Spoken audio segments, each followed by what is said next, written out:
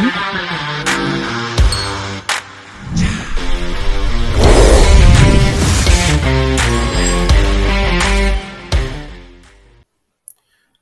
and welcome to the JB&M Sports Fanatic channel. Appreciate you guys so much for coming through for this video. And yeah, so we've reached a point now where obviously teams are going to start trimming down their rosters after these preseason games conclude today. And by the way, if you are new to the channel, I will be live streaming a couple games, over today, tomorrow, finish out these preseason games. And so obviously there's a lot going on. There's obviously the first week of college football as well. So there's a lot going on. So you're definitely going to want to make sure that you guys are subscribed to the channel. So therefore you're up to date with all kind of news and updates. But with that being said, a decision is coming sometime soon for the Houston Texans. And we're going to really find out what's going on with the Deshaun Watson situation. I know obviously the legal cases, that still has to take care of itself. We understand that process, and whether or not the NFL decides at some point if they're going to come in and punish Watson on top of that, that remains to be seen. But from the Houston Texans standpoint, we're going to cover, based upon this article that was posted by Mike Florio, we're going to cover some of the options the Houston Texans have as they're going to reduce their roster from the 80 players to 53. So now we're going to see, obviously, to this point, Watson, he's been showing up for practice, but he's barely being used. He's currently listed as the fourth string quarterback, which does nobody any good in that situation.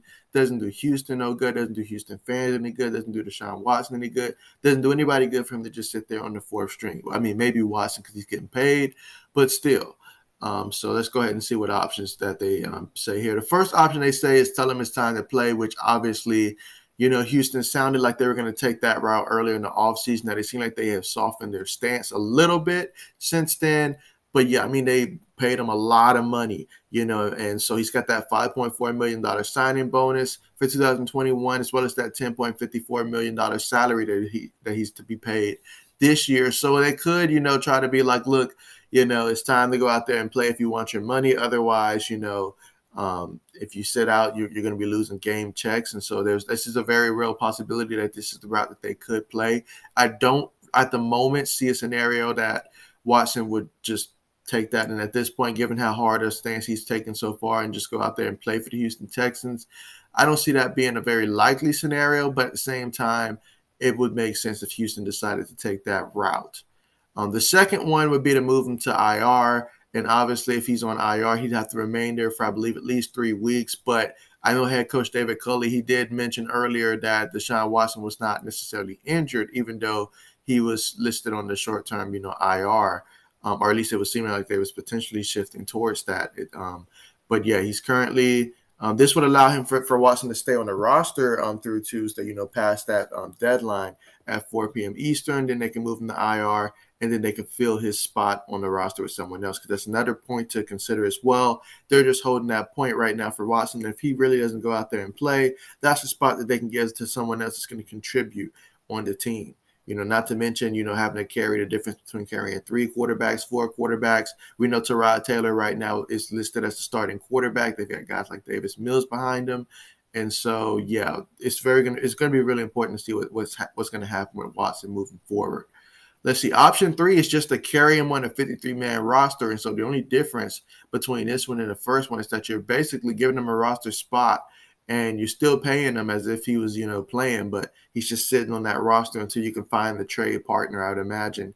Because if you're just sitting him on a roster, then, yeah, that puts your team at a disadvantage. That sends a message to your team, that's just not good for the locker room. You just got a guy that's just basically there, but he's not there, but he's getting paid more than people that are out there on the field. There's a lot of things that goes into that for sure. And number 4, trade him. No team, no team's going to currently get the Houston Texans what they're currently looking for in the market. And that's been one of the biggest reasons. Houston has recently seemed like they've softened up on the stance of trading him. However, they want a lot in return. And due to those legal cases, that's exactly why they're not going to get it. Now, the first team that comes to mind has to be the Philadelphia Eagles. I know they just traded for Gardner Minshew earlier today, but there's just too – when there's smoke, there's fire. There's too many things that's going on right now in Philadelphia that leads me to believe that maybe perhaps if they knew for a fact that Deshaun Watson was going to be able to play and stuff like that, that I think the Eagles would probably be at the front runner right now in terms of going out to acquire Deshaun Watson. If we're talking about this season right here, maybe even next season too, So it seems like that's a very real possibility, and that would be the most likely landing spot, I would think, at this point. Now, in terms of the Dolphins, I need to see how Tua does in the regular season. I think Miami will want to see that as well. But that's something that, as we get closer to the trade deadline in the regular season, that's something that would probably, be a potential spot as well. We know Watson had that interest in Miami to begin with. But yeah, so those are just a couple teams right there. But obviously down there in Philadelphia, GM Nick Cassaway, he's currently running the show in Houston. But obviously the owner's still going to have, some say when it comes to that.